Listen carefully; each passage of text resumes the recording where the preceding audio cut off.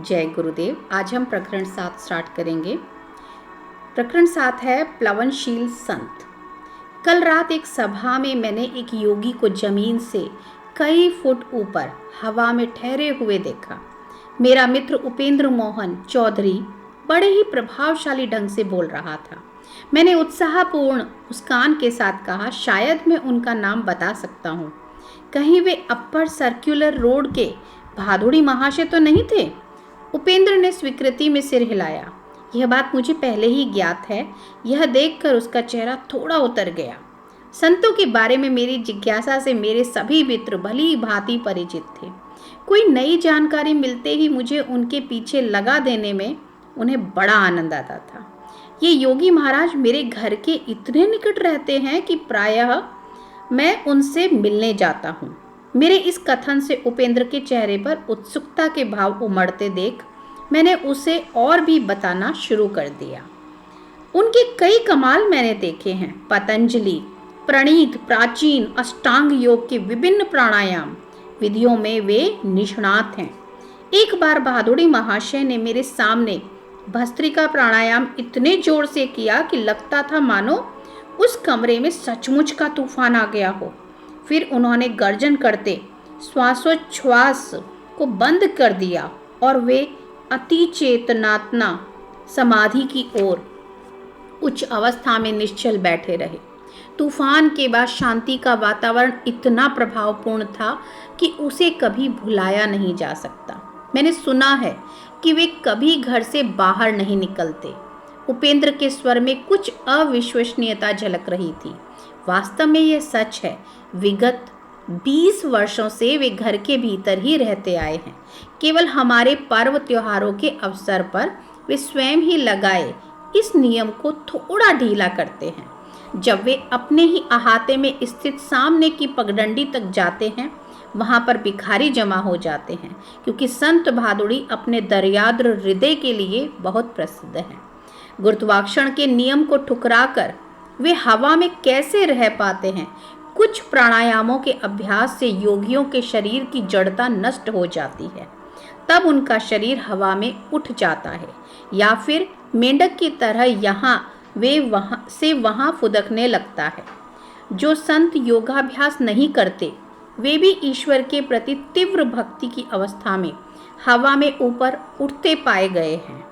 इस संत के विषय में मैं अधिक जानता हूँ और जानना चाहता हूँ। क्या तुम उनकी सायंकालीन सभाओं में जाते हो? उपेंद्र की आंखें कौतूहल से चमक रही थी, क्योंकि उसे लगा शायद मैं नहीं जाता हूँगा, मुझे ये नहीं मालूम है और उपेंद्र को मालूम है। तो मैंने जवाब में कहा, हाँ, मैं प्रायः जाता हूँ। उनके उपदेशों में विद्यमान विनोदपूर्ण चुटकियों और हास परिहास से मुझे बड़ा मजा आता है। कभी कभी मेरे लंबे अट्टहास से सभा की गंभीरता भंग हो जाती है। भादुड़ी महाशय तो उसका बुरा नहीं मानते, लेकिन उनके दूसरे शिष्य खा जाने वाली नज़रों से मेरी ओर देखते हैं। उस दिन दोपहर को स्कूल से घर लौटते समय मैं भादुड़ी महाशय के एकांत निवास के पास से गुजर रहा था, तो उनका दर्शन करने की इच्छा हो गई। जनसाधारण के लिए उनका दर्शन दुर्लभ था। निचली मंजिल पर अकेला रहने वाला उनका एक शिष्य इस बात का ध्यान रखता था कि उनके एकांत में खलल ना पड़े। यह शिष्य कुछ ज़्यादा ही अनुशासन प्रिय व्यक्ति था। उसने मुझसे पूछा कि क्या मैंने भेंट के लिए पहले से समय लिया है। उसके गुरुदेव उसी समय वहां आ पहुंचे और उन्होंने मुझे अविलंब बहिर्गत किए जाने से बचा लिया। मुकुंद जब भी आना चाहे उसे आने दिया करो। संतवर की आंखें चमक उठी।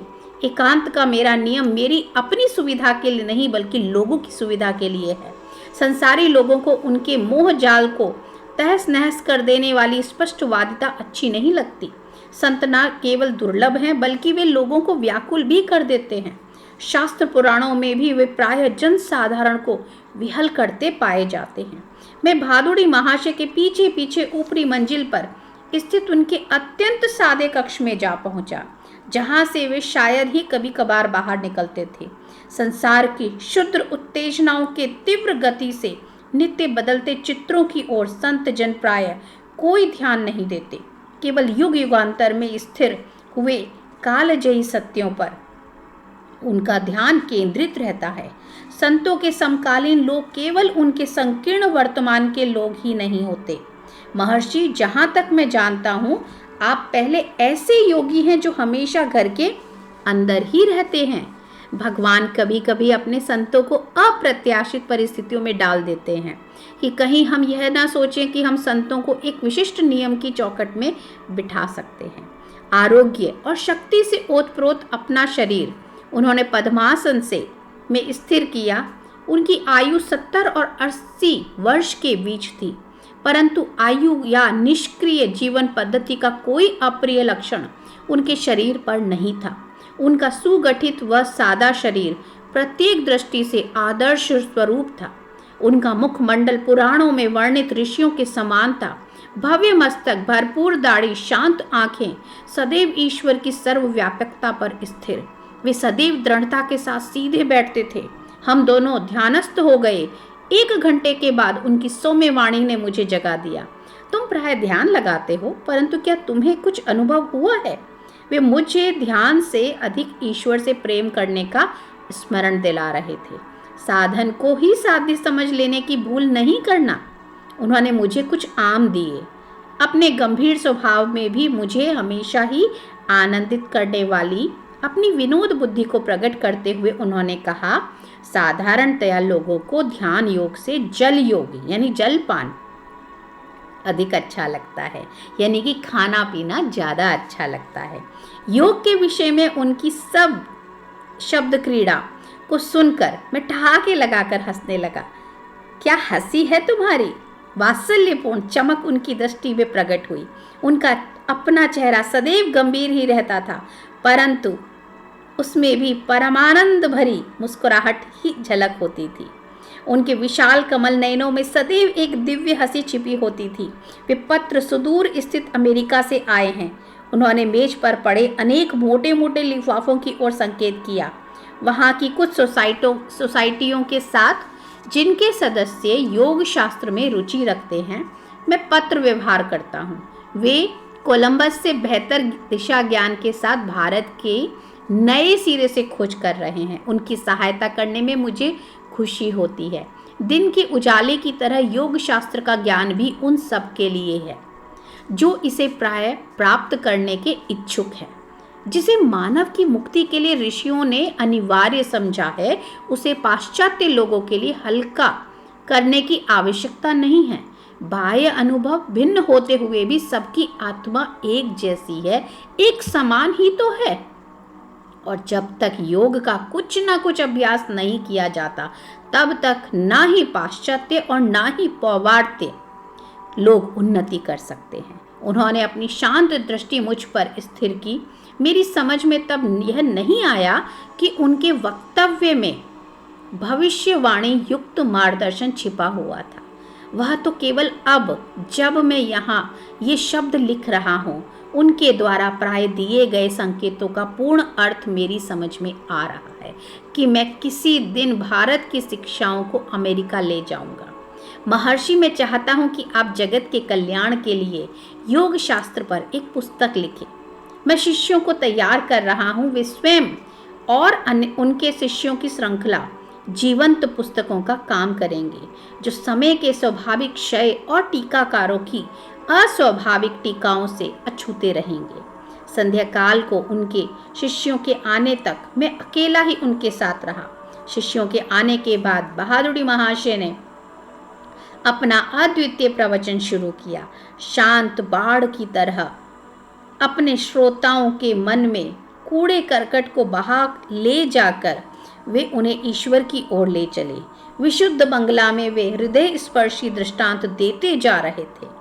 उस दिन भादुड़ी महाशय संत संगति को पाने के लिए अपने राजसी जीवन का त्याग करने वाली मध्ययुगीन राजपूत रानी मीराबाई के जीवन में से संबंधित कुछ दार्शनिक तत्वों को समझा रहे थे। एक बार एक महान सन्यासी सनातन गोस्वामी ने मीराबाई से मिलने से इसलिए इनकार कर दिया कि वे स्त्री थी। उत्तर में मीराबाई ने जो कुछ कहा उसे सुनकर गोस्वामी विनम्र बनकर उनके चरणों में नत हो गए। महात्मा जी, से कहो, मीराबाई ने कहा कि महात्मा जी से कहो कि मैं नहीं जानती थी कि सृष्टि में ईश्वर के अतिरिक्त और भी कोई पुरुष है। क्या हम सब उनके सामने स्त्रियां नहीं हैं? शास्त्रों का एक सिद्धांत यह है कि केवल ईश्वर ही एकमात्र सृजनक्षम पुरुष तत्व है। उसकी सृष्टि तो केवल निष्क्रिय माया है। मीराबाई ने भक्ति रस से ओतप्रोत अनेक पदों की रचना की है जो आज भी भारत में प्रेम और श्रद्धा के साथ गाए जाते हैं। उनमें से एक है, साधन करना चाही रे मनवा, भजन करना चाही, प्रेम लगाना चाही रे मनवा, प्रीत लगाना चाही, नीर नहन से हरि मिले तो जल जंतु होई, फल मूल खाकर हरि मिले तो बहादुर बंदराई, तुलसी पूजने से हरि मिले तो मैं पूजू तुलसी झाड़, पत्थर पूजने से हरि मिले तो मैं पूजू पहाड़, तृण भक्षण से हरि मिले तो बहुत मृगी अजा, स्त्री शोड़न से हरि मिले तो बहुत मिले खोजा, दूध पीवन से हरि मिले तो बहुत वत्स वाला, मीरा कहे बिना प्रेम से ना मिले नंद लाला। भादुड़ी महाशय जहाँ यौगिक आसन में बैठते थे, वहीं उनके पास पड़ी उनकी खड़ाऊ पर कई शिष्य प्रणामी रख देते थे। भारत में प्रचलित इस श्रद्धापूर्ण चढ़ावे का अर्थ है कि शिष्य अपनी भौतिक संपदा गुरु के चरणों में अर्पित कर रहा है। कृतज्ञ मित्रों के रूप में प्रभु ही अपने भक्तों की देखभाल करते रहते हैं। गुरुदेव आप महान हैं। उस पिता महतुल्य ऋषि से विदा लेते समय उनकी ओर भक्तिपूर्ण दृष्टि से देखते हुए एक शिष्य ने कहा, आपने ईश्वर को पाने के लिए और हमें ज्ञान देने के लिए अपनी संपत्ति, आराम आदि सब कुछ त्याग दिया। यह सर्वविदित था कि भादुड़ी महाशय ने बचपन में ही विशाल पैतृक संपत्ति को त्याग दिया था। जब उन्होंने अनन्य भाव से योग मार्ग में पदार्पण किया था, योग माया को छोड़ के उन्होंने योग मार्ग में पदार्पण किया। तुम ठीक उल्टी बात बोल रहे हो। भादुड़ी महाशय ने मुखारविंद पर भर्त्सना के अत्यंत सौम्य भाव प्रकट हुए। मैंने तो अंतहीन आनंद का विराट साम्राज्य प्राप्त करने के लिए कुछ थोड़े से रुपए और कुछ तुच्छ सुख विलासों को छोड़ दिया। फिर मैंने कोई त्याग कहाँ किया? और उस निधि को बांटने में जो आनंद मिल सकता है उसका मुझे ज्ञान है। इसे क्या त्याग कहा जा सकता है? अल्प दृष्टि वाले सांसारिक जन ही वास्तव में सच्चे त्यागी हैं। वे अद्वितीय दिव्य संपत्ति को संसार के मुट्ठी भर तुच्छ खिलौनों के लिए त्याग देते हैं। त्याग की इस लोक विरुद्ध व्याख्या को सुनकर मेरी हंसी छूट गई, जिसमें किसी भी भिक्षुक संत को तो कुबेर का मुकुट पहनाया जाता है और धन गर्वित करोड़पतियों को अनभिज्ञ शहीद बना दिया जाता है। विधि का विधान हमारे भविष्य की योजना किसी भी बीमा कंपनी से अधिक अच्छी तरह बनाता है। उनके ये निष्कर्षात्मक शब्द उनकी अपनी श्रद्धा का अनुभव सिद्ध धर्म था। आज संसार बाह्य सुरक्षा में ही विश्वास करने वाले बेचैन लोगों से भरा हुआ है। उनके कटु विचार उनके ललाटों पर अंकित घाव चिन्हों के समान है। जिसने हमारे प्रथम श्वास के साथ ही हमारे लिए हवा और दूध की व्यवस्था कर दी, वह भगवान अपने भक्तों के दिन प्रतिदिन की व्यवस्था करना भी जानता है। स्कूल से छुट्टी होते ही इन संत के द्वार की तीर्थ यात्रा करने का क्रम मैंने जारी रखा। आंतरिक उत्साह के साथ वे अनुभव लाभ में मेरी सहायता लगातार करते रहते। एक दिन वे मेरे घर से दूर राम मोहन राय रोड पर रहने के लिए चले गए। उनके श्रद्धालु शिष्यों ने उनके लिए वहाँ नागेंद्र मठ नाम से एक नया आश्रम बना दिया था। यहाँ मेरी कहानी अचानक कई वर्ष आगे निकल जाती है। फिर भी भादुड़ी महाशय के मुझसे कहे गए अंतिम शब्दों का उल्लेख मैं यहाँ करना चाहता हूँ। पश्चिम की ओर प्रस्थान करने से कुछ पहले मैं उनके दर्शन करने गया और आशीर्वाद पाने के लिए मैंने उनके चरणों पर सिर रखा। बेटा, अमेरिका जाओ, युग युगांतर की भारत की महिमा को अपनी ढाल के रूप में ले जाओ। विजय तुम्हारे ललाट पर लिखी हुई है, उस देश के भले लोग तुम्हारा हृदयपूर्वक स्वागत करेंगे। अब प्रकरण 8 में भारत के महान वैज्ञानिक सर जगदीश चंद्र बोस। जगदीश चंद्र बोस ने वायरलेस का आविष्कार मार्कोनी से पहले ही कर लिया था। यह उत्तेजक टिप्पणी सुनकर मैं रास्ते के किनारे खड़े होकर विज्ञान की विषय चर्चा कर रहे प्रधानाध्यापकों के एक दल के पास जाकर खड़ा हो गया। यदि उनमें सम्मिलित होने के पीछे मेरी भावना जाति के अभिमान की थी तो मुझे उसका खेद है। भारत न केवल गूढ़ चिंतन में वरन भौतिक विज्ञान में भी प्रमुख भूमिका निभा सकता है। इस बात के प्रमाण में अपनी गहरी अभिरुचि को मैं अस्वीकार नहीं कर सकता। आप कहना क्या चाहते हैं सर? प्रधानाध्यापक महोदय ने प्रसन्नतापूर्वक स्पष्टीकरण दिया। वायरलेस कोहिरर को विद्युत तरंगों की वक्रता दर्शाने वाले एक यंत्र का आविष्कार सबसे पहले बोस ने किया था, परंतु इस भारतीय वैज्ञानिक ने अपने आविष्कारों से कोई आर्थिक लाभ उठाने की चेष्टा नहीं की। शीघ्र ही उन्होंने अपना ध्यान अजैव से जैव जगत की ओर मोड़ दिया। वनस्पति शास्त्रज्ञ के रूप में उनके द्वारा किए गए क्रांतिकारी आविष्कार उनके भौतिक विज्ञानी के रूप में किए गए मौलिक आविष्कारों से भी कहीं अधिक बढ़ चढ़कर हैं। मेरे ज्ञान में वृद्धि करने वाले प्रधानाध्यापक महाशय का मैंने विनम्रतापूर्वक धन्यवाद किया। उन्होंने आगे कहा, यह महान वैज्ञानिक प्रेसिडेंसी कॉलेज में मेरे सहाध्यापक हैं। दूसरे ही दिन मैं उस ऋषि तुल्य महान ज्ञानवेता से मिलने उनके घर गया, जो मेरे घर के पास ही था। लंबे समय से मैं दूर से ही उनके प्रति श्रद्धा भाव रखता आ रहा था। गंभीर, प्रशांत और एकांत प्रेमी वनस्पति शास्त्रज्ञ ने शिष्टतापूर्वक मेरा स्वागत किया। उनकी आयु 50 से 60 वर्ष के बीच थी। वे घने केश, विस्तीर्ण ललाट तथा स्वप्निल नेत्रों के रूपवान व्यक्ति थे। उनका शरीर सुगठित था। बोलने में उनका विशुद्ध उच्चारण उनके शुरू से ही वैज्ञानिक स्वभाव को दर्शाता था।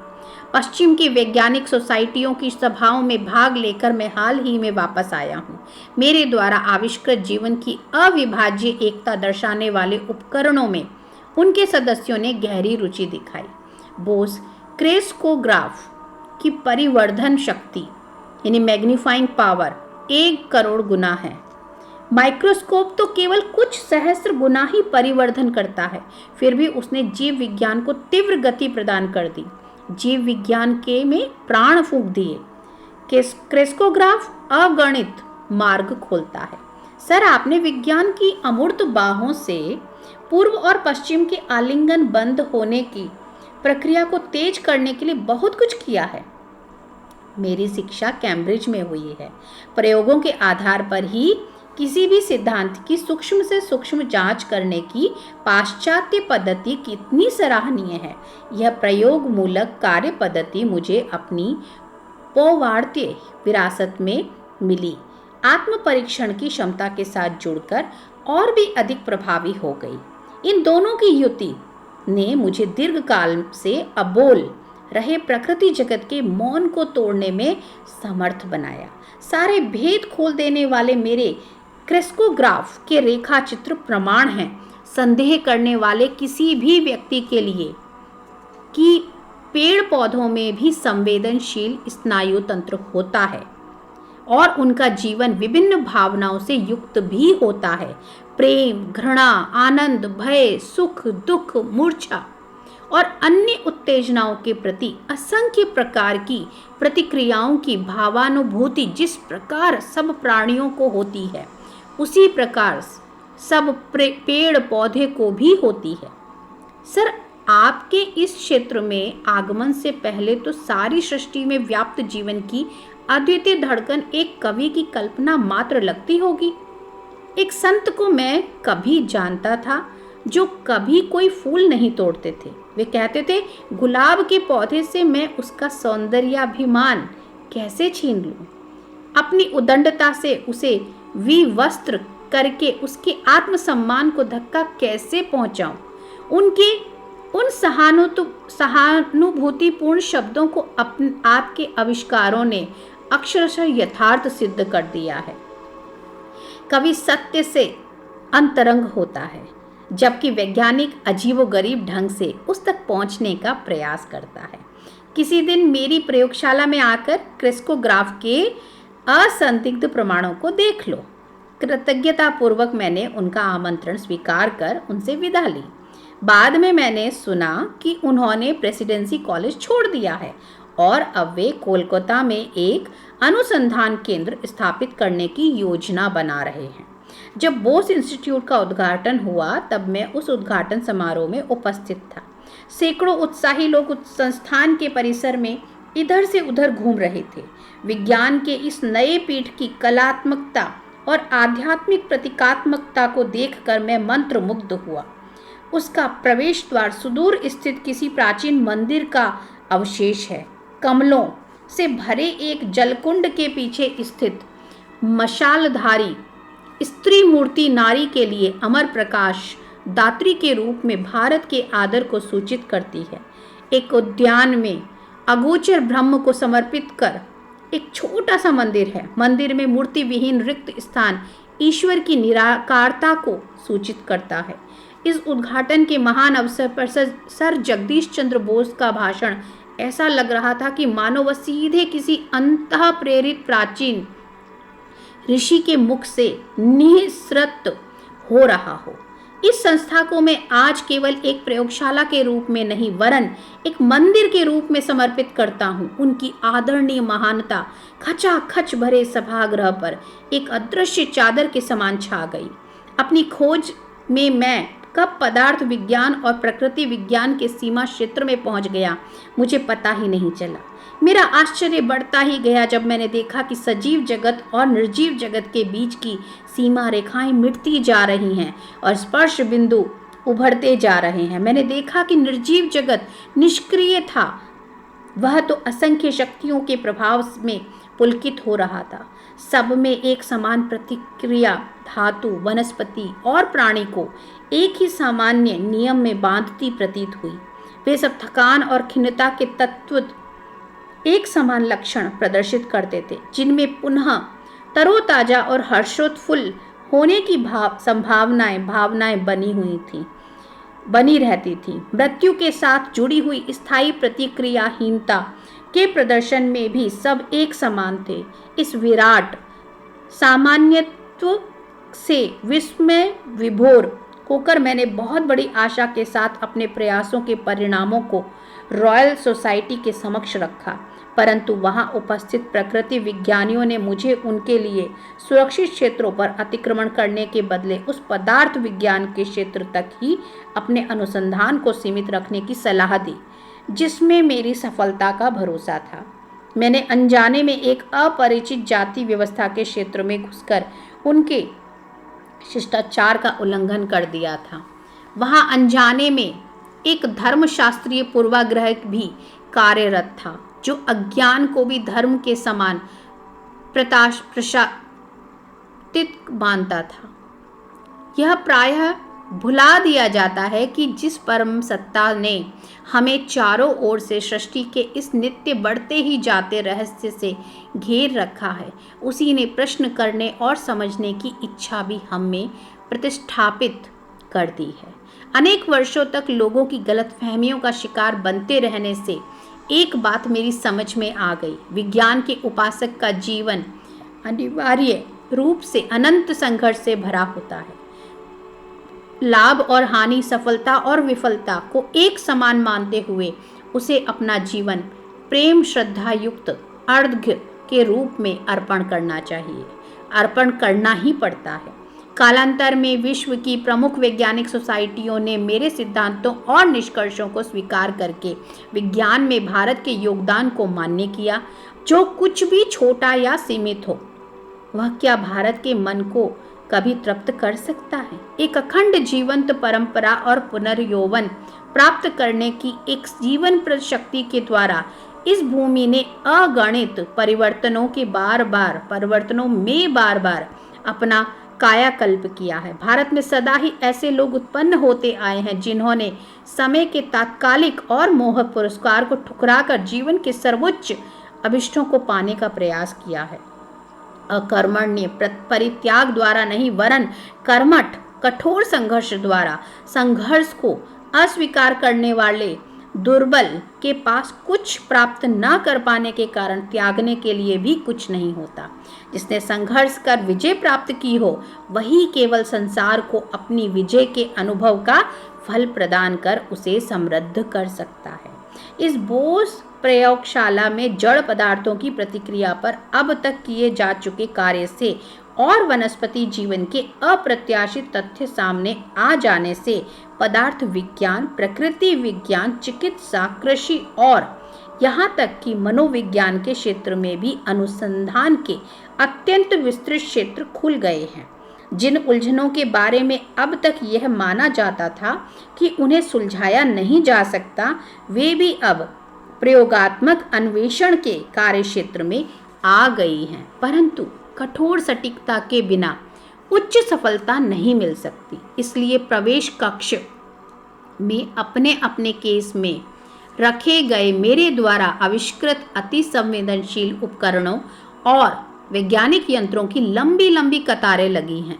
वे दृश्यमान आभास के पीछे छिपे सत्य को खोजने के लिए आवश्यक दीर्घकालिक अनवरत प्रयत्न की व मानव के सीमित सामर्थ्य की परिसीमाओं को लांघने के लिए आवश्यक अविराम कठोर परिश्रम, लगन और उद्योगशीलता की गाथा सुनाते हैं।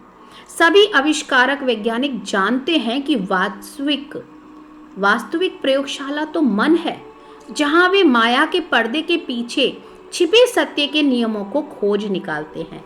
यहाँ जो लेक्चर दिए जाएंगे वे किसी दूसरे से प्राप्त ज्ञान की पुनरावृत्ति मात्र नहीं होंगे। उनमें इन कक्षों में प्रथम बार सिद्ध किए नए नए आविष्कारों का ज्ञान दिया जाएगा। इस संस्था के कार्य विवरण के नियमित प्रकाशनों द्वारा भारत के योगदान समस्त विश्व में पहुंच जाएंगे। वे सार्वजनिक संपत्ति बन जाएंगे। कभी भी किसी भी बात का पेटेंट नहीं लिया जाएगा। हमारी राष्ट्रीय संस्कृति का सार ही यही है कि हमें ज्ञान का प्रयोग केवल अपने लाभ के लिए करने की संस्कृतिहीनता से सदैव दूर रहना चाहिए। मेरी यह भी इच्छा है कि इस संस्था की सुविधाएं जहां तक संभव हो सके सभी देशों के अनुसंधानकर्ताओं के लिए भी उपलब्ध हो। इसमें मैं अपने देश की परंपराओं को आगे चलाने का प्रयास कर रहा हूँ। 25 शताब्दियों पूर्व भी भारत नालंदा और तक्षशिला के अपने प्राचीन विश्वविद्यालयों में विश्व के सभी हिस्सों से आते छात्रों को ज्ञान प्राप्ति की सुविधा उपलब्ध कराता था। विज्ञान ना तो पूर्व का है और ना ही पश्चिम का, बल्कि अपनी सार्वलौकिकता के कारण यह सब देशों का है। परंतु फिर भी भारत इसमें महान योगदान देने के लिए विशेष रूप से योग्य है। भारतीयों की ज्वलंत कल्पना शक्ति तो ऊपर परस्पर विरोधी लगने वाले तथ्यों की गुत्थी से भी नया सूत्र निकाल सकती है, परंतु एकाग्रता की आदत ने इसे रोक रखा है। यह संयम मन को अनंत धीरज के साथ सत्य की खोज में लगाए रखने की शक्ति प्रदान करता है। उस महान वैज्ञानिक के उन अंतिम शब्दों को सुनकर मेरी आंखें छलछला उठी। यह धीरज ही क्या सचमुच भारत का पर्यायवाची शब्द नहीं बन गया है, जिसने काल और इतिहासकार दोनों को ही समान रूप से अचंभित कर रखा है। उद्घाटन दिवस के थोड़े दिनों बाद मैं उस अनुसंधान केंद्र में फिर से गया। उस महान वनस्पति शास्त्रज्ञ को अपने वचन का स्मरण था। वे मुझे अपनी शांत प्रयोगशाला में ले गए। अब मैं इस फर्न के पौधे को क्रिस्कोग्राफ लगाता हूँ। इसकी गतिविधियों का अनेक गुना परिवर्धित चित्र उभरेगा। इसी मात्रा में यदि घोंगे की रेंगने की क्रिया को परिवर्तित किया जाए तो घोंगा एक्सप्रेस ट्रेन की गति से चलता दिखाई देगा। मेरी दृष्टि उत्सुकतावश पर्दे पर लगी हुई थी, जहां फर्न की परिवर्तित छाया दिख रही थी। सूक्ष्माति सूक्ष्म जैव क्रियाएं भी अब स्पष्ट दिखाई दे रही थी। मेरी मंत्रमुग्ध आंखों के सामने वह फर्न का पौधा अत्यंत धीरे धीरे बढ़ रहा था। बोश महाशय ने पौधे की नोक को धातु की एक छोटी सी छड़ से छुआ। पर्दे पर चल रहा मूक नृत्य हठात रुक गया। जैसे ही छड़ हटाई वैसे ही उसकी लयबद्ध थिरक पुनः शुरू हो गई। तुमने देखा कैसे तनिक सा भी बाह्य हस्तक्षेप संवेदनशील ऊतकों के लिए बाधक है? बोश महाशय ने कहा। अब देखो, मैं इसे क्लोरोफॉर्म दूंगा और फिर उसका प्रभाव नष्ट करने वाली औषधि भी दूंगा। क्लोरोफॉर्म के प्रभाव ने विकास को पूर्णतः रोक दिया। उसका प्रभाव नष्ट करने वाली औषधि ने उसे पुनः शुरू कर दिया। पर्दे पर दिखने वाले विकास के संकेतों ने मुझे किसी सिनेमा के कथानक से भी अधिक तन्मयता के साथ जकड़ रखा था। बोश महाशय यहाँ खलनायक की भूमिका में ने उस फर्न के एक हिस्से के में एक तीक्ष्ण औजार घुसा दिया। आकस्मिक फड़फड़ाहट ने दर्द का संकेत दिया। जब उन्होंने पौधे के तने को ब्लेड से अशतः काट दिया तब छाया में तीव्र छटपटाहट दिखाई दी। फिर मृत्यु की अंतिम स्तब्धता में वह शांत हो गई। एक विशाल वृक्ष को पहले क्लोरोफॉर्म देकर फिर उसका स्थानांतरण करने में मैंने सफलता प्राप्त कर ली। साधारणतया वनों के ये राजा स्थानांतरित करने के कुछ ही दिन बाद मर जाते हैं। उस जीवन रक्षक युक्ति कौशल का वर्णन करते हुए बोश महाशय अत्यंत प्रसन्नता के साथ मुस्कुरा रहे थे। मेरे सूक्ष्मग्राही यंत्रों के रेखाचित्रों ने सिद्ध कर दिया है कि पेड़ पौधों में रस संचार प्रणाली होती है। प्राणियों में जैसे रक्त संचार होता है वैसे ही पेड़ पौधों में भी रस संचार होता है। पेड़ पौधों में रस की ऊर्ध्व गति को केवल केशिका आकर्षण यानी कैपिलरी अट्रैक्शन सदृश किसी यांत्रिक क्रिया के आधार पर स्पष्ट नहीं किया जा सकता, जैसा कि सामान्यतः प्रयास किया जाता है। क्रिस्कोग्राफ ने इसे सजीव कोशिकाओं की क्रिया के रूप में दर्शाया है। पेड़ के अंदर से लंबी गोलाकार नली चलती है जिसमें क्रमिक वृत्तों के में सिकुड़ने वाली लहरें उठती रहती हैं जो हृदय का काम करती हैं। हम जितनी ही अधिक गहराई में जाकर देखेंगे उतनी ही अधिक स्पष्टता से इस सत्य का प्रमाण मिलता जाता है कि इस बहुविध प्रकृति का प्रत्येक रूप एक ही सूत्र से बंधा है। बोश महाशय ने एक अन्य बोस यंत्र की ओर इशारा किया। मैं तुम्हें टिन के एक टुकड़े का कुछ प्रयोग दिखाता हूँ। धातुओं की प्राण शक्ति उत्तेजना के प्रभाव में अनुकूल या प्रतिकूल प्रतिक्रिया दिखाती है। स्याही के निशान विभिन्न प्रतिक्रियाओं को चिन्हांकित करेंगे। मैं तल्लीन होकर आणविक संरचना की लक्षण स्वरूप तरंगों को अंकित करने वाले रेखा चित्र को देखने लगा। जब प्रोफेसर साहब ने टिन को क्लोरोफॉर्म लगाया तब कंपन लेखन थम गया। जब धीरे धीरे उस टिन की सामान्य अवस्था लौट आई तब वह पुनः शुरू हो गया। अब बोश महाशय ने एक विषैला रसायन लगाया। टिन के छटपटाते छोर के साथ साथ सुई ने अद्भुत रूप से रेखाचित्र पर मृत्यु की सूचना अंकित कर दी। वैज्ञानिक महोदय ने कहा, बोस यंत्रों ने प्रदर्शित कर दिया है कि कैंची और मशीनरी में प्रयुक्त इस्पात सदृश धातु भी थकते हैं और बीच बीच में विश्राम मिलने से उनमें पुनः ताजगी और कार्य क्षमता आ जाती है। विद्युत प्रवाह या अति भारी दबाव से धातुओं में जीवन की धड़कन को गंभीर क्षति पहुंचती है या वह धड़कन सदा के लिए रुक भी सकती है। उस कक्ष में चारों ओर रखे अथक प्रतिभा के मुखर प्रतीक असंख्य आविष्कारों पर मैंने दृष्टि दौड़ाई। सर, यह दुख की बात है कि आपके अद्भुत यंत्रों का पूर्ण लाभ उठाकर बड़े पैमाने पर कृषि विकास को गति नहीं दी जा रही है। इनमें से कुछ यंत्रों का त्वरित प्रयोगों में प्रयुक्त करके खाद के विभिन्न प्रकारों का पौधों पर क्या प्रभाव पड़ता है यह देखना क्या सहज संभव नहीं हो सकता? तुम ठीक कह रहे हो। भावी पीढ़ियां बोश यंत्रों का अगणित प्रकारों से प्रयोग में लाएंगी। वैज्ञानिक को उसके परिश्रम का तत्काल पुरस्कार कदाचित नहीं मिलता, उसमें समय लगता है। वैज्ञानिक को उसके परिश्रम का तत्काल पुरस्कार कदाचित ही मिलता है। सृजनात्मक सेवा का आनंद ही उसके लिए पर्याप्त है। उसका जो रिजल्ट आएगा उसमें समय लगता है, एकदम से तत्कालीन उसको तत्काल ही कोई पुरस्कार नहीं मिलता है। उस अदम्य ऋषि के प्रति अपनी हार्दिक कृतज्ञता ग्रैटिट्यूड व्यक्त कर मैंने उनसे विदा ली। मैंने सोचा उनकी अद्भुत प्रतिभा की विस्मयकारी उर्वरता क्या कभी निशेष हो सकती है।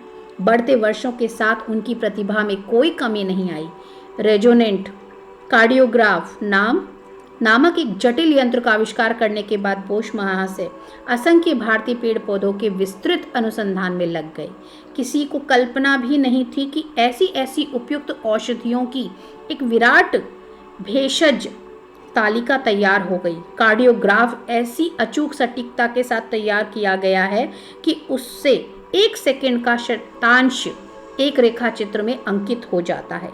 पेड़ पौधे, प्राणी एवं मानव शरीर की संरचना के सूक्ष्म स्पंदन भी यह कार्डियोग्राफ अंकित कर लेता है।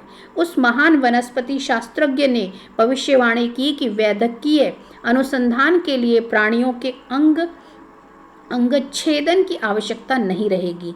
कार्डियोग्राफ के प्रयोग से पेड़ पौधों के अंगच्छेदन से ही काम चल जाएगा। किसी औषधि के पौधे और प्राणी पर एक साथ किए गए प्रयोग के परिणामों के अंकन से साफ पता चलता है कि उन दोनों पर उस औषधि के प्रभाव में आश्चर्यजनक समानता है। उन्होंने स्पष्ट किया, मनुष्य में जो कुछ भी है उस सब का पूर्वाभास पेड़ पौधों में विद्यमान है। वनस्पति जगत पर प्रयोग प्राणियों और मानवों की यातना को कम करने में योगदान देंगे। कई वर्षों के बाद बोस महाशय के पथ प्रदर्शक वनस्पति आविष्कारों की अन्य वैज्ञानिकों द्वारा पुष्टि की गई। कोलंबिया यूनिवर्सिटी में 1938 में किए गए शोध कार्य की वार्ता द न्यूयॉर्क टाइम्स में निम्नलिखित रूप में प्रकाशित हुई थी। गत कतिपय वर्षों में यह निर्धारित हो चुका है कि जब मस्तिष्क और शरीर के अन्य हिस्सों के बीच तंत्रिकाएं यानी नर्व्स जो हैं संदेश वहन करती हैं, तब वो छोटी छोटी विद्युत तरंगें निर्मित होती हैं। इन विद्युत तरंगों को सूक्ष्मग्राफी विद्युत द्वारा मापी यंत्रों से मापा गया और आधुनिक परिवर्धनकारी यंत्रों से इनका लक्ष्य गुणा परिवर्धन किया गया। मानव या जीवित प्राणियों की तंतुओं में प्रवाहित होने वाली इन तरंगों का अध्ययन करने का कोई संतोषजनक तरीका इनकी अत्यंत तीव्र गति के कारण अब तक ढूंढा नहीं जा सका था। Doctor KS. कोल और डॉक्टर एच.जे. कर्टिस ने यह जानकारी दी कि उन्होंने इस बात को खोज निकाला है कि साधारणतः घरों में मछली पात्र में डाला जाने वाला जो मीठे पानी में जीने वाला पौधा होता है, जिसे निटेला कहते हैं, और जिसमें एक ही लंबी कोशिका होती है, उसकी कोशिका में और तंत्री तंतु की कोशिकाओं में पूर्ण समानता है, कोई भी भिन्नता नहीं है। इसके अतिरिक्त उन्होंने यह भी पाया कि निटेला पौधे के तंतुओं को उत्तेजित किए जाने पर वे विद्युत तरंगें निर्माण करते हैं, जो केवल गति को छोड़कर अन्य सब दृष्टियों से प्राणी और मानव के तंत्री तंतुओं में निर्माण होने वाली विद्युत तरंगों के समान ही होती हैं। इस पौधे के तंतुओं की विद्युत तरंगें प्राणियों के तंतुओं की विद्युत तरंगों से कहीं धीमे चलती देखी गई। इसलिए तंत्रिकाओं में प्रवाहित होने वाली विद्युत तरंगों के प्रवाह के मंद गति चलचित्र स्लो मोशन पिक्चर्स लेने के लिए कोलंबिया यूनिवर्सिटी के अनुसंधानकर्ताओं ने इस आविष्कार को तुरंत उपयोग में लाया। इस प्रकार निटेला पौधा मन और स्थूल जगत के सीमा क्षेत्र के गुप्त रहस्यों की गूढ़ लिपि का अर्थ जानने में एक प्रकार से रोसेटा पत्थर की भूमिका अदा कर सकता है। कविवर रविंद्रनाथ टैगोर भारत के इस आदर्शवादी वैज्ञानिक के अंतरंग मित्र थे।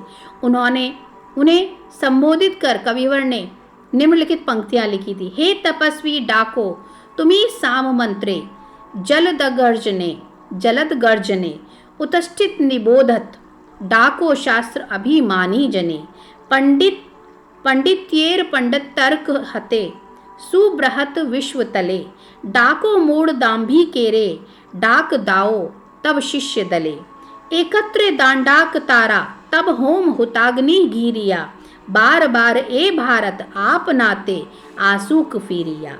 निष्ठाय श्रद्धाय ध्याने बसूक से अप्रमत्त चित्ते, लोभहीन द्वंद्वहीन शुद्ध शांत गुरुर वेदिते। हे तपस्वी, जिसका अर्थ है हे तपस्वी, साम मंत्रों की जलद गंभीर गर्जना से पुकारो, उठो जागो शस्त्राभिमानी जनों, कुतर्कों से आहत बुद्धि पंडितों को पुकारो और उन्हें बेकार तर्कों का त्याग करने को कहो। उन मूढ़ दंभियों को इस सुविस्तृत संसार में आने की प्रेरणा दो। अपने शिष्यों का भी आवाहन करो कि वे कर्तव्य रूपी यज्ञ वेदी के चारों ओर एकत्रित हों, जिससे हमारा भारत, हमारा प्राचीन देश अपने सच्चे स्वरूप को पुनः प्राप्त करे और कर्तव्य निष्ठा, श्रद्धा और ध्यान में अप्रमत्त चित्त होकर लोभहीन द्वंद्वहीन शुद्ध और शांत बनकर विश्व गुरु के समान इस विश्व गुरु के आसन पर एक बार फिर अधिष्ठित हो। जय गुरुदेव।